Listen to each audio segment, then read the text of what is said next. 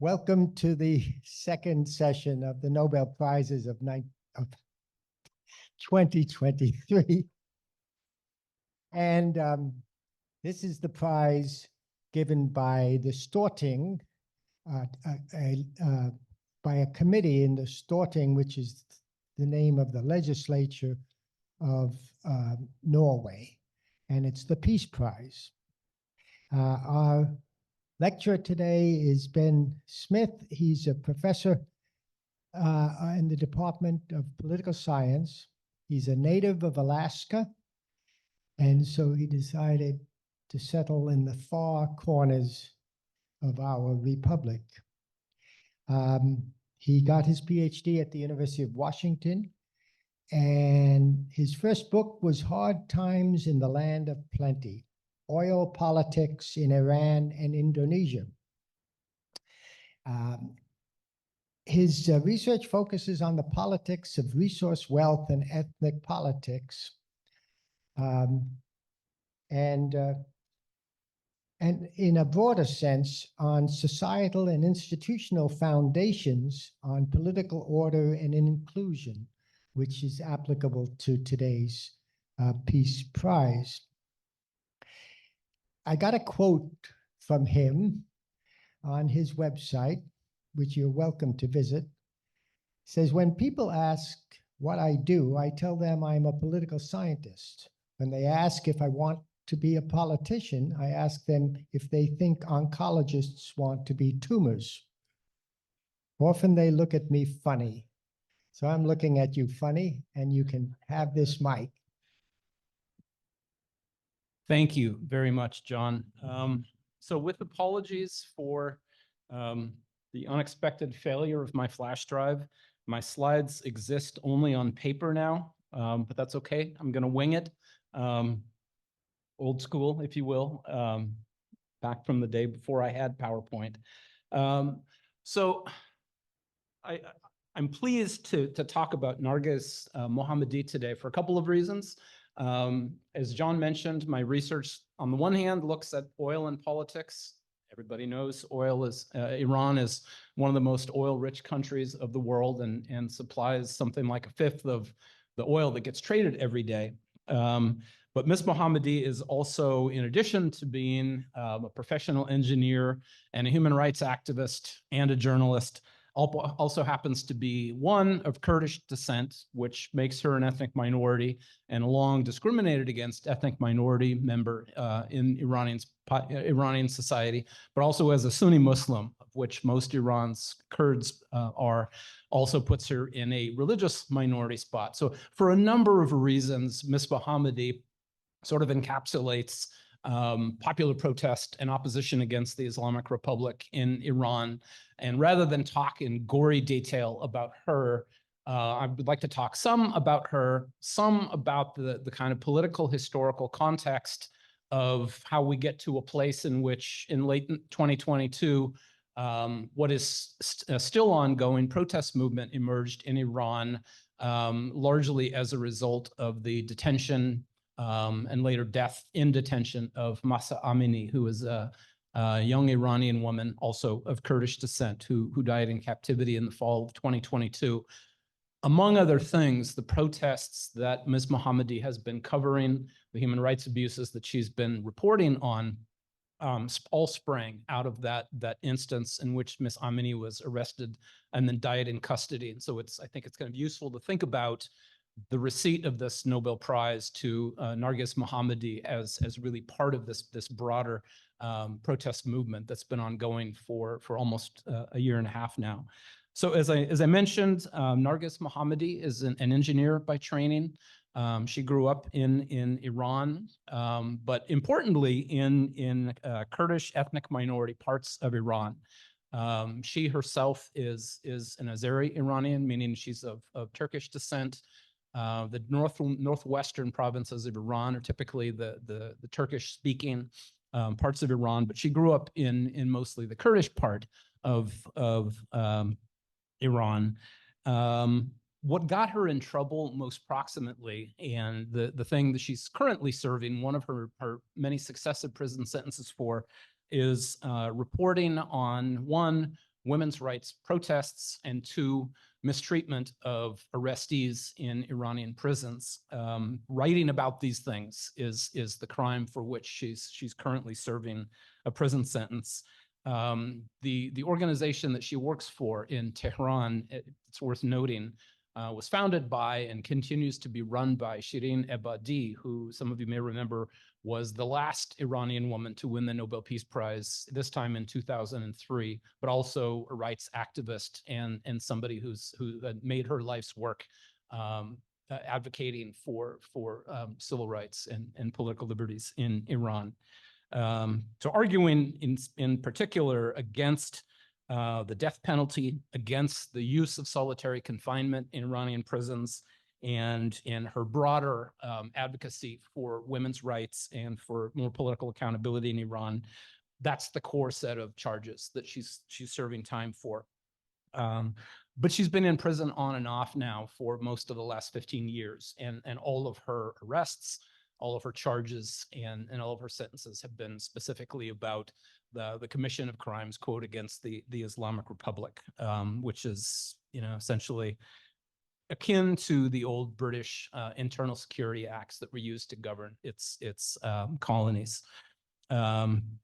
It's worth noting that the fact that she's in jail is reflective of another important part of the Iranian polity that not every American is all that familiar with, which is that it's essentially bifurcated.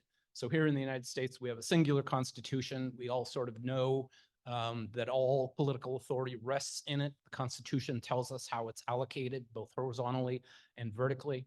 In Iran, there are essentially 2 parallel systems of government. One is the secular part, which includes a directly elected president, also includes a directly elected parliament.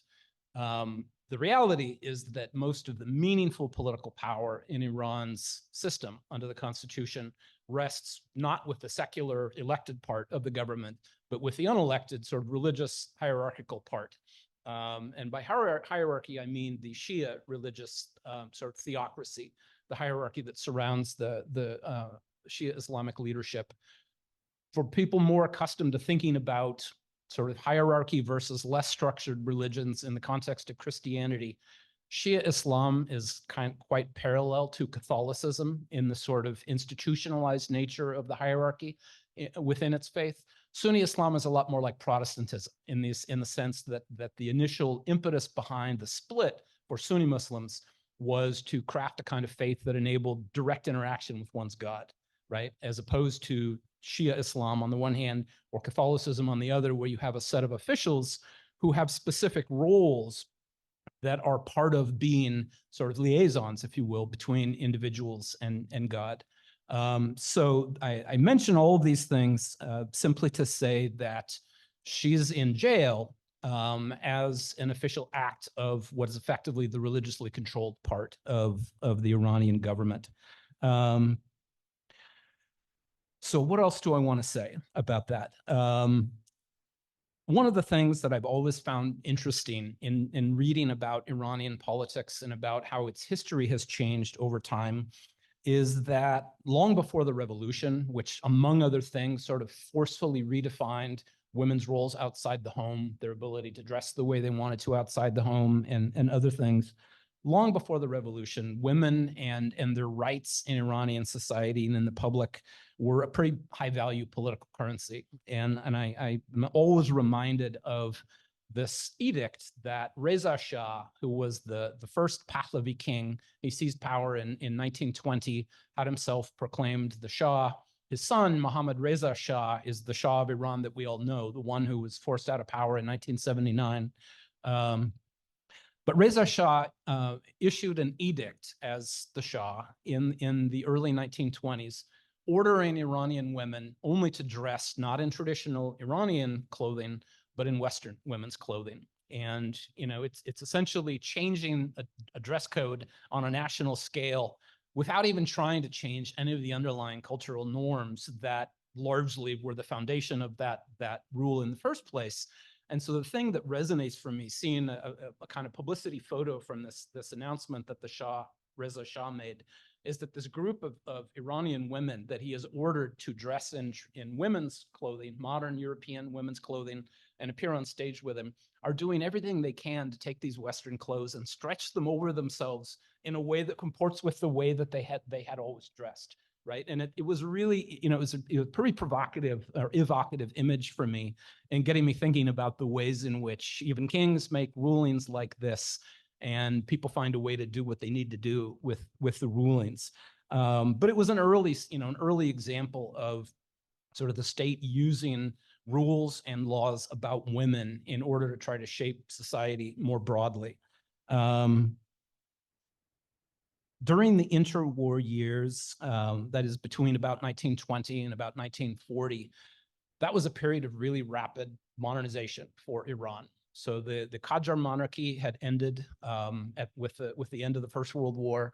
Reza Shah, who took over as king, really modeled his plans for Iran on what he saw Kemal Ataturk doing next door in Turkey. So Ataturk was a modernizer. He was very much about building a modern Turkish nation, sort of on the ashes of the old Ottoman Empire. Reza Shah saw himself as doing the same thing in Iran, and among other things, forcibly restructuring women's rights and taking away the authority to define women's rights that traditionally had been the Shia hierarchy was a big part of Reza Shah's rule. And you can imagine that made him unpopular with the Shia hierarchy itself. Britain occupied Iran in 1941. Part of the war plan, they occupied the southern half of Iran. The Soviet Union occupied the northern half. It's important because they also deposed Reza Shah. The British felt that he'd been too friendly with Hitler, deposed him, and put his son, Mohammad Reza Shah, on the throne. I mentioned this for a couple of reasons. This is the 12-year period in which everything that comes from the United States has come to be viewed through the lens of foreign intervention in Iran. And by that, I mean simply that American politics is just absolutely central to the way that Iranians think about world politics. The United States is always the central question. So after deposing Reza Shah, putting his son on the throne, there was a 12-year period between 1941 and 1953 where Iran had a genuine democracy. It was super chaotic. Like, don't get me wrong, it wasn't a really smooth and perfectly seamless functioning democracy, but it had several dozen active political parties, genuinely democratic elections. The rub for the British, and also turned out the United States, was that the last elected prime minister of Iran, Mohammad Mossadegh, had also pledged to and eventually did nationalize Iran's oil sector. So he was sort of on the front end of a generation of heads of state in the global South that nationalized their oil sectors. And for doing that, he was deposed in August 1953 in a coup that the United States and the British organized. This period and the fact that Iran's last democratically elected prime minister was overthrown by a U.S.-British covert operation is really a central part of why so much of things that are thought of as Western are viewed with suspicion. And it really is, a kind of salient part of civics for Iranians growing up, right? We learn about the overthrow of Iranian democracy. Following that episode, when the young Shah was put on the throne, not as a reigning sort of titular monarch like the King of England, but as a ruling monarch beginning in 1953, he launched a whole bunch of different economic reform and political reform programs, all pretty similar stuff to what his father had begun. And again, excuse me, boy, it's been a long week already. It's already only Monday. Tackled again the question of women's rights. So he, in this case, issued an edict that women, in addition to men, would now have the right to vote in Iranian elections. The irony is that essentially women gained the right to vote in rigged elections because the Shah's government always ensured that he won a supermajority. But the fact that religious elites were still willing to organize protests about rigged elections tells you something about how important the question of whether or not women were standing in line to vote at that moment was politically salient, right? It was very, very salient. Just to give you another indication of the extent to which the ways in which women are allowed to appear in public and the roles they can play in public, you know, are sort of ongoing theme for which this is just a kind of a recent chapter. During the revolution, in fact, women who previously probably not worn a hijab or headscarf or the more encompassing chador, the one that goes over the head and all the shoulders, women began wearing these during street protests as you know, sort of explicit physical symbol of their support for the opposition. And then, of course, after the revolution succeeded, when the Shah fled into exile in January of 1979, the regime, the new regime, the Islamic Republic, adopted a whole set of measures which were largely designed to roll back all of the progress that had been made for women's rights in the public sphere, going back to Reza Shah in the 1920s. And so that's, you know, sort of how we get to where we are today. So let me say just a word or two about the Amini protests themselves. So as I mentioned before, Mahsa Amini was, I believe, 21 years old, a young Kurdish Iranian woman who was arrested ostensibly for not wearing her chador far enough forward to cover her hair completely, and died in custody, right? There were widespread allegations of torture during her detention, and it kicked off a series of protests that within a couple of months had spread to over 100 cities in Iran. Again, you know, noteworthy that the protests began in minority-dominant cities. And by that, I mean cities that ring Iran's western border. Iran's western border with Iraq, you know, sort of contains first the Turkic ethnic minority, then the Kurdish ethnic minority, and then the Arab ethnic minority. So Sunni Arabs who live traditionally in southwestern Iran are sort of the southernmost part of that. And this part of Iran saw dozens and dozens of really wide-scale protests that continued to be, you know, essentially reenacted every week for months and months, despite the fact that the army had clearly ordered troops to use live ammunition and to fire on them at will. And it really says something about the commitment of this latest group of activists.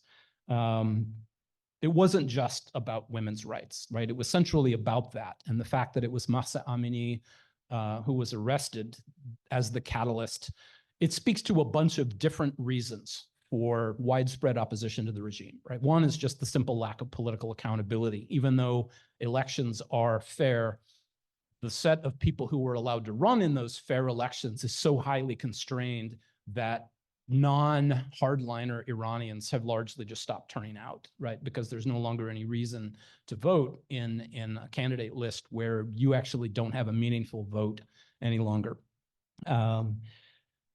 Women's rights are a part of that. And then finally, you know, again, it's not an accident that the sort of catalyst figure for these protests was a young Kurdish Iranian woman rather than an ethnic Persian Iranian woman, which would have been a very different kind of signal. So going back to Nargis Mohammadi and this set of things that she's been reporting on, the slogan or the protest chant that this protest movement has generated and has been the central one for 16 months now in Farsi is Zan Zendagi Azadi, which rolls really nicely off the tongue, right? Women, life, and freedom.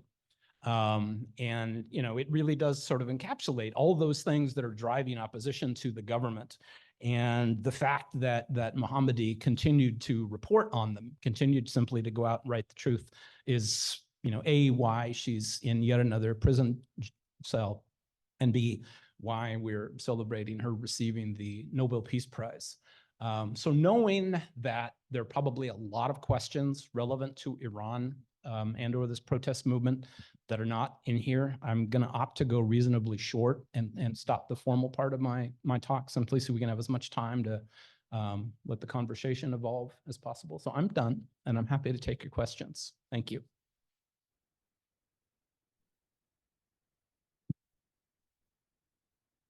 So It's on. So I'm sure some of you have questions. Why should it concern us at all? But let's hear your questions. I have some questions, but first you have your say. There was a lot. Do we? Ahlan wa sahlan. I lived over there a while, Penny and and I was getting ready to leave, and I'm talking to a really serious Saudi dude in the government, and I said, you know, I work at it, but I still can't understand the stark animosity between Shia and Sunni. And he said, oh, it's easy. Shiites aren't Muslims. Well, once upon a time, they used to say that about Catholics too. So I'm just reinforcing what you had to say. Thank you. It's absolutely true. I mean, it's largely, it's a conflict that continues to be a conflict because people have an interest in making it a conflict and work to make it more salient, right? If you're a Lebanese politician, it actually makes good sense to insert religion into your campaigning.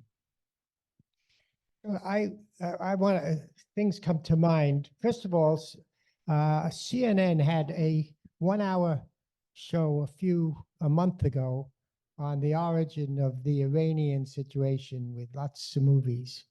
Fareed Zakaria put it together, and it was very eye-opening, involved as well in this. And the theocracy, which is what you said, two governments, there's a secular and a theocratic one, and the theocratic one basically appears to trump the secular one. Yep. And when we hear about this, just a scoff worn incorrectly, and then the death for however, we in the West say, aha, this is the beginning of the people standing up for their rights in Iran. Is that sentiment, when we get news like that, it seems to say, okay, now they're going to get rid of their theocracy. Is that founded or unfounded, or how do you deal with that sort of sentiment? We never know if a protest movement is going to bring down a regime until it brings down a regime. And we haven't done a very good job as social scientists of being able to predict them in advance. Like I could give you a set of kind of like macro level variables that are pretty strongly correlated with both protest movements and revolutionary uprisings and sometimes regime collapse. But that doesn't mean I'm going to be able to predict. There actually is a whole group of political science forecasters out there who do nothing but write really sophisticated statistical models to predict things like revolutions. The takeaway, the spoiler alert is we're not doing very well at it, right? We're still not that good at prediction, but scientific prediction's always hard when you insert people. The fact that we get testy and do unpredictable things, it becomes harder to predict. But there have been a bunch of movements like this since the Iranian Revolution, right? And I was thinking about the set of them and which ones I thought were important, comparable. Really, there was a huge wave in 2009. Again, coincided with the presidential election year. At that point, Mahmoud Ahmadinejad, who was the first kind of hardline return president after an 8-year period of really pretty reform-minded leadership. Ahmadinejad was running for re-election, and the restrictions put on candidates running for other parties was what catalyzed the protests. There was another almost as big set of protests in 2019, and then again this most latest wave. As somebody who believes that political inclusion is a good thing and like democratic accountability is positive, I hope that it will work. Do I think it's likely to? Not anytime soon. Interesting. The Peace Prize has always been a kind of a signal from Norway and the liberalism of Northern Europe of a kind of wishful thinking or support for aspirational elements. You remember that President Obama got a Peace Prize when he hadn't really done anything. And even he was had commented on maybe this was premature. But the Nobel Prize in peace is often an aspirational prize, or a prize sending a signal or congratulating some individuals, or oftentimes organizations like the Red Cross, like Amnesty International. There are a whole series of organizations that have won the Peace Prize. And so here they pick an individual or an organization, in this case, an individual, because the organizations might exist, but they're probably suppressed in a variety of ways, and hopes that sends a signal that will respond, that this society will respond to. So this is, to me, really interesting.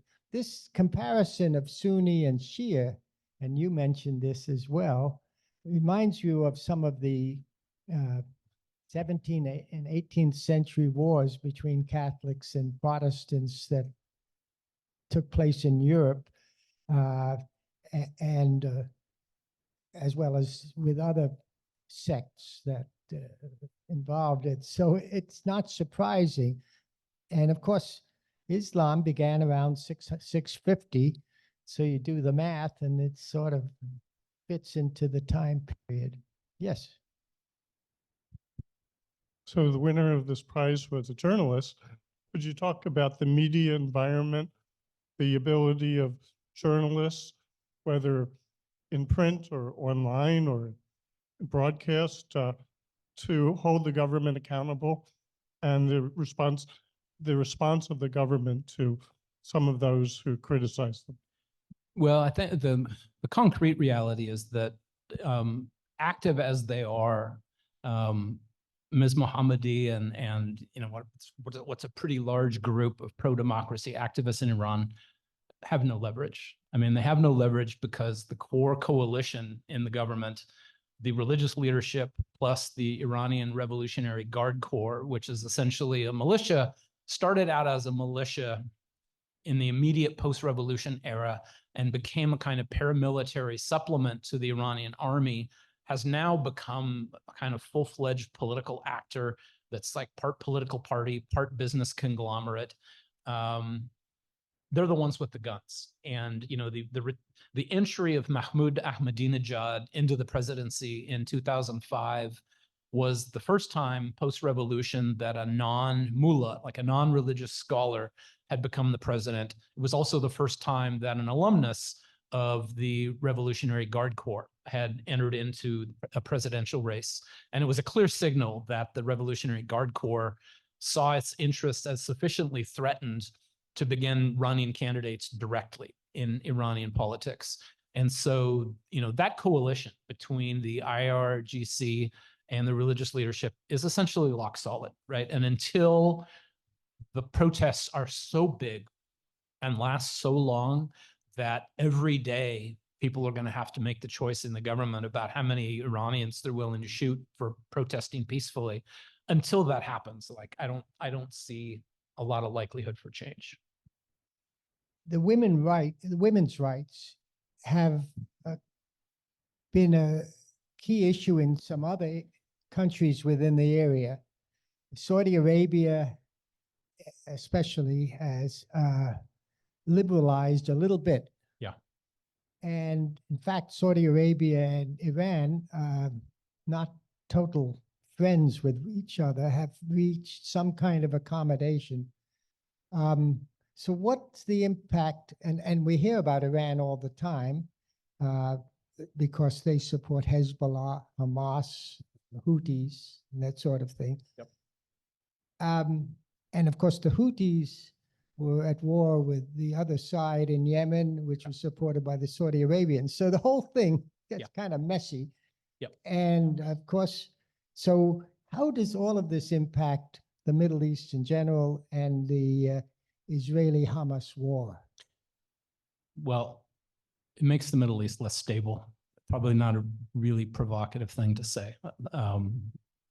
It makes the Middle East less stable. But Iran's path into a kind of central role in the Middle East, one, is a direct result of the really poor choices that we made after occupying Iraq. We essentially opened Iraqi domestic politics for Iranian intelligence agencies to do with what they wanted. And so we invaded Iraq to have more influence over Iraq's, path forward in the future. Ironically, we've given Iran tremendous opportunity to shape Iraq's political future going forward by virtue of directly controlling so many of the political parties in Iraq. But it's also really representative of what Iranian foreign policy has looked like in the Middle East in general, which is to look for possible allies in the region, some of which are religious affinity allies like Hezbollah, which is a Shia political party in Lebanon, and even Bashar al-Assad as an Alawi leader in Syria. The Alawi sect originally split off from Shia Islam, and as a small minority group in an otherwise Sunni-dominated country, which is Syria, Bashar al-Assad really desperately needed Iranian assistance in the first few years of the Syrian civil war, which is why, by most estimates, there's something like 50 or 60,000 Iranian troops on the ground in Syria. So I'm gonna open to questions. Yes. Yes, you can make a comment. absolutely. This goes back quite a while, to the 1970s, at the time of the Shah leaving the throne. At that same time, they were redecorating the palace and crystal chandeliers were being put in. The decorator was an American decorator by the name of Carlton Varney, who's well known in that field on that. And it seems like some people didn't know what was going on, whereas others certainly had a definite idea of something else. Then the next comment is the fact that the security administrator or minister for the Shah was a fellow with a Jewish background. He didn't trust the other people around him, and he wanted this particular man whom he believed ultimately to be correct. And that man then decided to come to the United States with other family members. One of the family members was caught at customs taking or bringing too much money into the country. So my husband, who was an attorney, helped solve that problem. As a result, the fellow that was head of the security for Iran, then gave my husband a desk set as a thank you from Waterford.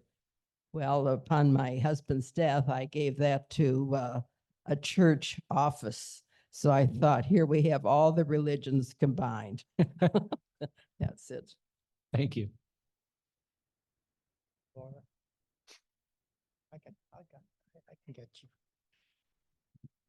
Hi, I have a sort of series of similar questions. Okay. First of all, for the protests, are they increasing or diminishing in their impact? And what proportion of the people who are protesting are women? And also, what particular groups seem to be giving the most support to it? I think you sort of mentioned that, but I sort of lost some of it.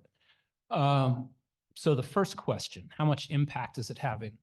It's having virtually no impact on government policy, right? I mean, the thing, since the 2009 uprisings, which for me was sort of the first really important wave of multi-city prolonged protests, made me think that change was possible. But at the end of the day, having researched that first book that John referenced was really an effort to understand why in the late 1970s the same basic sets of protests that emerged across the oil producing world. They emerged in Iran and in Indonesia, but by the end of 1978, Suharto was back firmly in power for another 2 decades, and the Shah had fled into exile. So that was the 2-country puzzle that catalyzed all of this. And the 2009 protests catalyzed some hope, but unless and until the people who control the guns make a choice that they're not any longer willing to shoot their own people, then I think we see more of the same, right? These protests are already they have returned to a kind of lower intensity than what they looked like in most of early 2023. And whether they continue, I don't know. But one thing we do know is that unlike the 2019 and 2009 waves, this one has been predominantly, meaning 2/3 or so, women at all of the public protest events. Yep, we have 2 questions. Number 2. Have you had the opportunity to travel much in Iran? I spent most of 1998 living and working there. The rub is that once I started publishing on Iran, they wouldn't give me a visa anymore.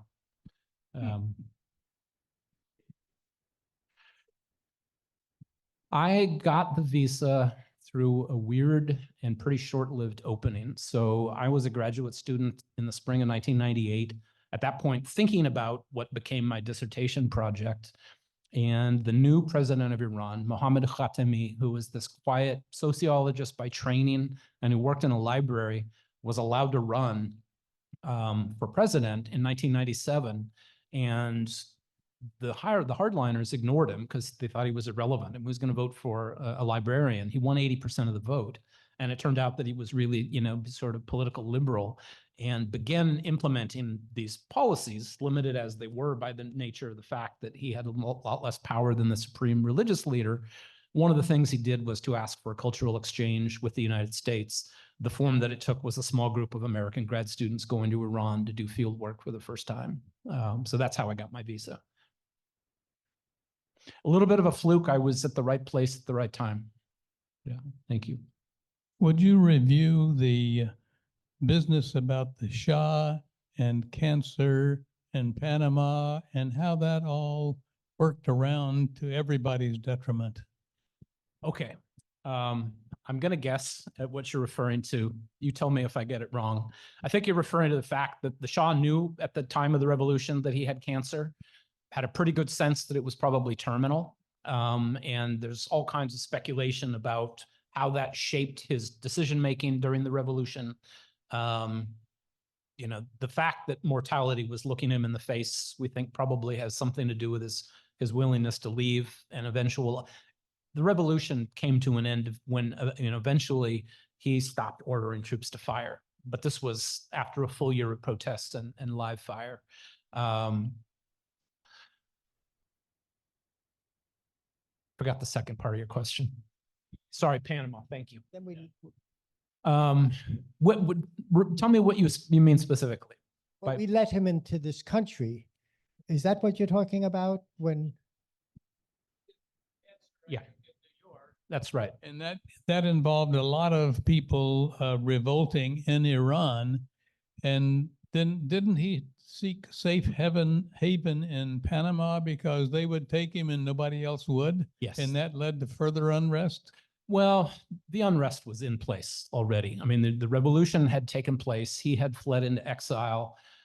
The decision to urge him to leave the United States and not to spend the rest of his years there was largely about crisis management for the Carter administration, right? They were trying really hard to salvage something like an American position in Iran as this revolution was unfolding. But I think that the American willingness to take him in and then sort of coordinating his eventual move to Panama is a significant part of why that group of militants sees the embassy later in '79.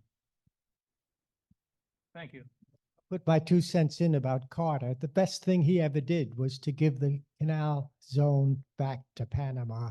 Can you imagine what we would be facing if we decided to hold on to the canal zone? We can debate this some other time. Let me ask, this is way off the this topic, but while I have you here, could you tell us a little bit about ISIS-K, which blew up that auditorium in Moscow, and how does ISIS-K and ISIS in general fit into the Yeah. world They picture? claimed responsibility for the bombing. Well, that much we do know.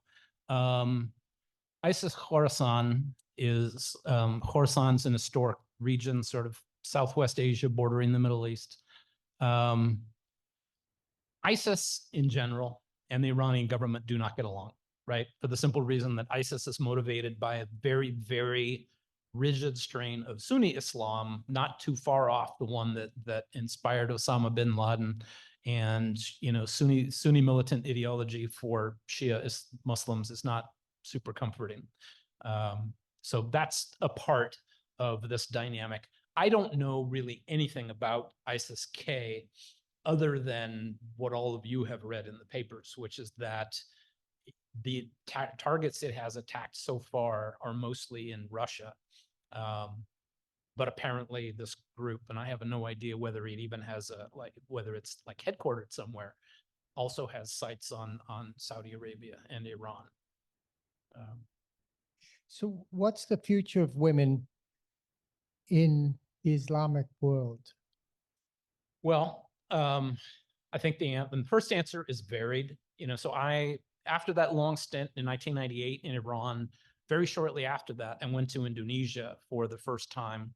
And the thing that struck me the most, I noticed this within 12 hours of landing in Iran, the question of, law requires women to wear a hijab or a headscarf outside the home, but it's crystal clear the secular women that are wearing the minimal headscarf that they got at a fancy boutique versus the very devout who are wearing a plain black one.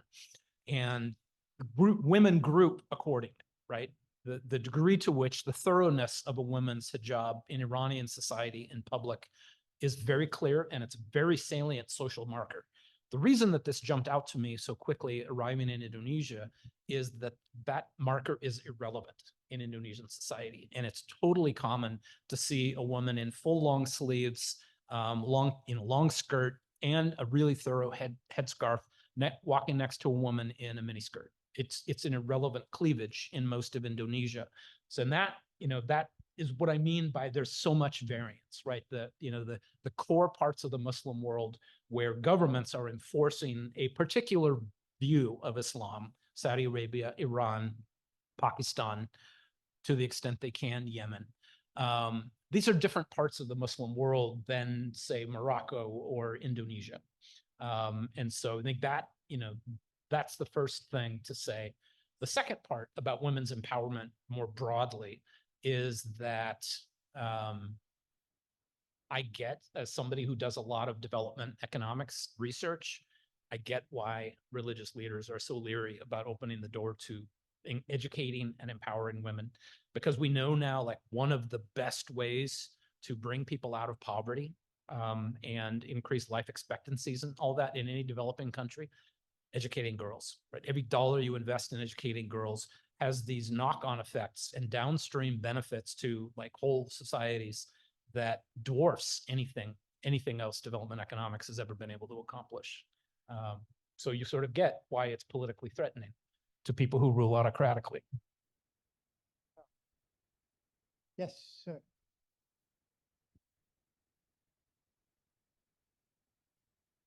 I would point out that women, they can get their ways. In Saudi Arabia, for instance, all of the concrete plants are owned by women, and there aren't a lot of trees growing there. And they own their own banks throughout the kingdom. And there's some discussion about whether that was a patriarchal or matriarchal society in Saudi Arabia behind closed doors. Some of my Saudi friends clarified that for me. But I don't know how it was in Iran, but in Saudi Arabia, the women could get their way pretty generally. They still had religious police that would police their attire, the matawas, and they would actually whip a woman on the sidewalk if he can see her ankles. And if he saw more than that, they'd drag in the husband and beat the tar out of him. Sure. Which was a fairly convincing way to get the women to dress up. But they were more than just passive as they went along. They were pretty sharp. Those who were fortunate enough to be part of the royal family, right? With the women who were owning Well, concrete At factories, the time I was, they are members of the royal family. when I was there were 6,000 princes Yeah. in Saudi Arabia. So that's a pretty big family, I would say. Well, that's been the model of hereditary succession in Yeah. all the Gulf kingdoms is intermarriage. You make everybody part of the royal family. Yeah. We numbered the princes P1, P2, P3 to Exactly. in terms of succession, all the way to P6,000. All the way to P6000. I feel So- sorry for that guy. I just wanted to give the ladies a vote. They got along. Okay. Thank We you. have a question from our audience in the ether. Go ahead, Elliot. Elliot. Yeah, thank you. Very, very informative, very interesting. When you were in Iran, okay, were there other Americans at that time who had been taken hostage by the Iranian government? And were you ever concerned that you could be taken hostage and become a pawn in negotiations like we've seen with, I think within the last year or two, the release of 6 or 7 Americans? I was just wondering what your experience was. To my knowledge, by the time I got there in 98, any of the last American hostages from the hostage crisis had long since gone home. I don't know whether there were any Americans in captivity then. Well, I wasn't thinking of the hostages from the embassy. I was thinking of, I mean, just recently, I think last year, there were 6 hostages released and we gave them $6 billion or Yep. some number like that. And I was just wondering if that was ever a concern that you had, that you could become a pawn or a hostage. Honestly, no. I realized after a couple of months that the young gentlemen who were all wearing the same brass ring with a black star on it and asking impertinent questions were probably like, I got the feeling that they kind of worked for the security apparatus as like contractors. If they turned up anything useful, they might get paid a little bit, but mostly when they spotted Westerners, they would follow them around and ask questions. But other than a couple of 20-something young men asking me questions, I actually had an amazingly positive experience the entire time, and I didn't feel remotely unsafe. Do you feel Americans are safe there now? Or could they possibly again become hostages and pawns? The Iranians who wind up being held, the people who wind up being held, more often than not fall into a class of Iranian Americans with dual citizenship. Right. And the problem is that the Iranian passport, on the one hand, makes it easy for them to go in because unlike me, they don't need a visa. The problem is that if they enter on that Iranian passport, they are subject to Iranian law as Iranian citizens and treated as such rather than as Americans.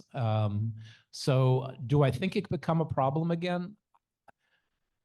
I don't know. I mean, more of a problem than it is currently, probably not. But, anytime people are being held in jails because the Iranian government thinks it can get something useful out of the White House for it, that's a problem. Right. Thank you. This hostage politics now is a scary thing. I always assumed, or I look at Iran and I see a well-educated, sophisticated, pretty much middle-class country. Is that a way of describing it? Yeah. And doesn't that make it even more ironic that they have a theocracy? Well, I mean, it could. But I've been doing comparative politics research for a long time. Nothing surprises me any longer. Yeah. Out there in political science land, we don't have very many iron laws, right? We have a few things that continue to be the case overwhelmingly more often than not. And so we give them like something like stylized fact.